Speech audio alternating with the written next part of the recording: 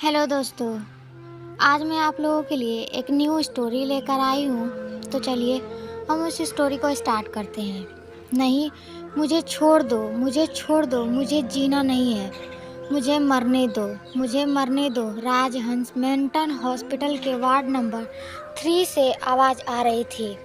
26 साल की आरुषि 60 साल की ऐसी महिला लग रही थी जिनके चेहरे की चमक चली गई थी। सांवला रंग, लंबे बाल, आरुषि मूर्ति सी लगती थी, पर आज वह पत्थर से सख्त लग रही थी। वह 1 महीने से वहां भर्ती थी क्योंकि उसका मानसिक संतुलन बिगड़ गया था। उसका केस देख रही डॉक्टर नेहा पटेल ने उसके पिछले जीवन के बारे में जानना चाहा। उन्होंने सभी जानकारी उसके गांव मलकापुर यहाँ जाकर ली। वहाँ एक बहुत बुद्धिमान और बहुमुखी व्यक्तित्व की लड़की थी। उसे 12वीं कक्षा में 99% अंक मिले थे। उसके पिता चाहते थे कि वह एक डॉक्टर बने, लेकिन उसका एक अलग विचार था। वह एक शिक्षिका बनना चाहती थी। उसका मानना था कि भारत का भविष्य भावी पीढ़ी पर निर्भर है। तब उसका भावी नागरिकों का लायक बनने का सपना था। उसके पिता ने भी उसका दाखिला बीएड में करा दिया। फर्स्ट ईयर चालू हुआ। 2 महीने में ही वह कॉलेज में मशहूर हो गई। सांवली होने के बावजूद वह गायन, चित्रकला और सभी कलाओं में पारंगत थी। इसके चलते उसने अपना एक अलग फैन बेस तैयार कर लिया था। उसमें गिरीश भी था। गिरीश बहुत सुंदर, गोरा, कदकाठी में लंबा, पैसे वाले घराने का बेटा था। वह इस क्षेत्र में कैसे आया, यह तो प्रश्न चिन्ह ही था। कॉलेज की सभी लड़कियां उस पर फिदा थीं, लेकिन उसका ध्यान सिर्फ आरुषि पर था। उसे उसके बिना कुछ भी सूझता नहीं था। वह उसकी हर हरकत पर नजर रखता था। यह मामला आरुषि के नज़रों से नहीं बचा था, लेकिन उसको लगता था कि सभी अमीर लड़के बिगड़े हुए होते हैं। ईमानदारी तो होती ही नहीं लड़कों में, इसलिए वो जानबूझकर उस पर ध्यान नहीं देती थी।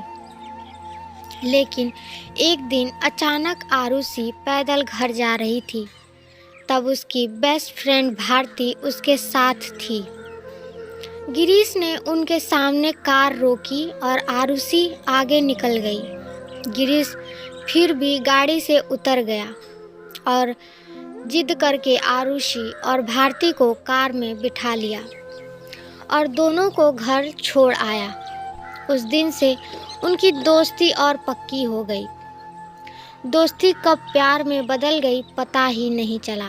2 साल के अंदर ही दोनों में गहरा प्यार हो गया। आज रिजल्ट का दिन था क्योंकि आरुषि कॉलेज में फर्स्ट आई थी। गिरीश भी अच्छे अंकों से पास हो गया। दोनों को नगर पालिका में प्राथमिक विद्यालय में नौकरी मिली। दोनों सेटल हो गए थे और सब कुछ अच्छा चल रहा था। लेकिन एक दिन अचानक गिरीश के पिता ने इन दोनों को एक साथ देख लिया। गिरीश ने अपने प्यार के बारे में सब कुछ बता दिया, लेकिन उसके पिता ने अपने दोस्त की बेटी माधुरी से गिरीश की शादी करवा दी। यह खबर आरुषि तक पहुंची और उस दिन से लेकर आज तक वह इस मौत का दर्द झेल रही है। यह सब जानकर नेहा पटेल ने इनको बहुत दुख हुआ।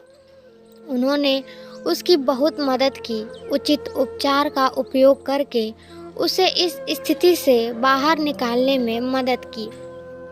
करीब 6 महीने बाद आरुषि पहले की तरह सही हो गई। वह एक नए दृढ़ संकल्प के साथ अस्पताल से बाहर आई। उसने खुद को आदिवासी क्षेत्र में स्थानांतरित करा लिया।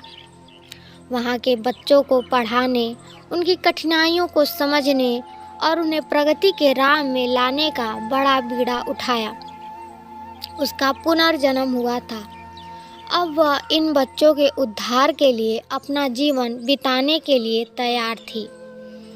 अपने हंसमुख और प्यार भरे स्वभाव के कारण वह वहाँ सभी की चहेती बन गई। वह स्कूल में दोहरी अध्यापिका के रूप में कार्यरत थी। वहाँ के प्रिंसिपल भी उसके पिता के समान स्नेही थे। वह उसे अपनी बेटी की तरह मानते थे। दोनों पति पत्नी आरुषि को खूब लाड प्यार करते थे। प्रधानाचार्य सेवानिवृत्त होने वाले थे, इससे वह बहुत उदास महसूस कर रही थी। आरुषि को यह बसे हुए अब 2 साल हो गए थे, लेकिन यादों ने उसका साथ नहीं छोड़ा था। कभी कभी वह बहुत दुखी होती, लेकिन आखिरकार वह खुद अपने मन को समझा लेती। आखिर प्राचार्य के सेवानिवृत्त होने का दिन ही आ गया। बेहद भावुक हृदय से उन्हें विदाई दी। गांव वालों ने बड़ा आयोजन किया। आरुषि अकेली रह गई। उस दिन वह बहुत रोई।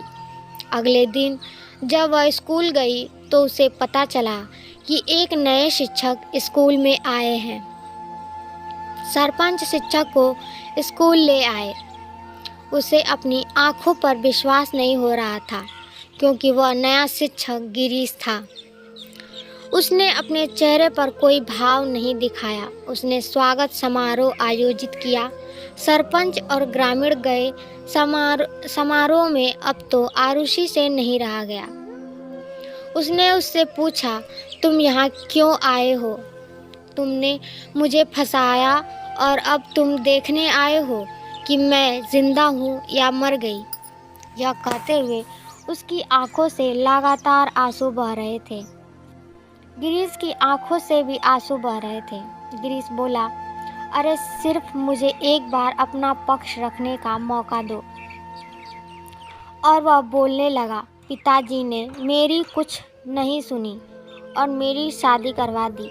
मैंने उसे सब कुछ बता दिया था कि मैं सिर्फ आरुषि से प्यार करता हूँ। मैं तुम्हें अपने दिल में जगह नहीं दे सकता। वह भी कुछ नहीं बोली। वह समझदार थी। 2 महीने बाद बाजार जाते समय अचानक उसका एक्सीडेंट हो गया और वह इस दुनिया से चली गई। मैं क्या करूं? मुझे कुछ समझ में नहीं आ रहा था। उसके सारे काम पूरे कर के मैंने तुम्हारा पता लगाया और स्थानांतरण आवेदन प्रस्तुत किया। बड़ी मेहनत से मुझे यह स्कूल मिली। तुमसे दूर होकर भी मुझे खुशी कभी नहीं मिली। मैं अपनी बाकी ज़िंदगी तुम्हारे साथ बिताना चाहता हूँ। Arushi, will you marry me? Arushi. Arushi ने जल्दी से गिरीश को गले लगा लिया। गिरीश ने कहा कि नियति को भी शायद यही मंजूर था। आई होप मेरी वीडियो आप लोग को पसंद आए, तो वीडियो को लाइक और चैनल को सब्सक्राइब करके बेल आइकन ज़रूर दबाएं, ताकि हमारी नोटिफिकेशन आपको मिलती रहे। और कमेंट में हमें अपनी राय ज़रूर दें। Thank you. बाय।